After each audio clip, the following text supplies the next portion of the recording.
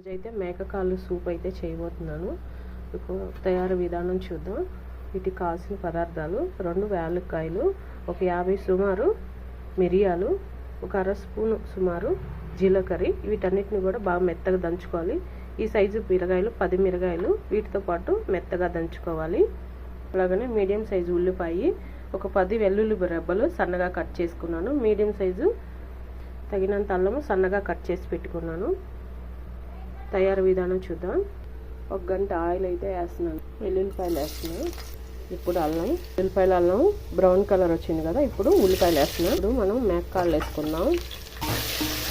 టేస్ట్కి తగినంత ఉప్పు. స్లోలో పెట్టి ఒక 4-5 నిమిషాలు వీటిని నూనెలోనే ఇలా ఫ్రై చేయాలి. బాగా అయితే ఏగినవి. పసుపు అర స్పూను. పసుపు వేసినాక ఒక సెకండ్ అలా వేడిలో బాగా తిప్పితే పచ్చివాసన అంతా కూడా వెళ్ళిపోతుంది. ఇప్పుడు మనం రోట్లో దంచి పెట్టుకున్న గరం మసాలా అంతా కూడా ఇందులో వేసేసుకొని 3 నిమిషాల పాటు బాగా ఫ్రై చేసుకుందాం. చూసారు కదా, మసాలా మొత్తం కూడా వేగింది. ఇప్పుడు 1/2 లీటర్ నీళ్ళు అయితే వేస్తున్నాను. ఇది సూప్ కాబట్టి 1 లీటర్ కావాలి. ఇంకొక 1/2 లీటర్ నీళ్ళు అయితే వేస్తున్నాను. మొత్తం కూడా ఉప్పు చూసుకొని మనం 4 విజిల్ అయితే ఇద్దాం. 4 విజిల్ చాలు. దీనికి ఫ్రెష్గా ఉండేవి. అయితే సూప్ అయితే రెడీ అయిపోయింది. 1 గంట సేపు 10 బాదంలు అయితే నానబెట్టి పేస్ట్ అయితే చేశాను వాటర్ లాగా. చాలా టేస్ట్గా ఉంటుంది సూప్కి.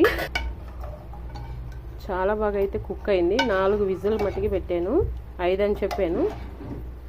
కొత్తిమీర అయితే గార్నిష్కి వేసేసుకున్నాం. కొంచెం 3 నిమిషాలు హై ఫ్లేమ్లో పెట్టి ఉడకనివ్వాలి. సూప్ అయితే రెడీ అయిపోయింది. ఇప్పుడు సర్వ్ చేసుకుందాం. ఆయా సూప్ అయితే రెడీ అయిపోయింది ఫ్రెండ్స్. టేస్ట్ చేద్దాం. Super friends. షేర్ చేయండి వీడియోని. నచ్చినట్టయితే లైక్ చేయండి. Thank you.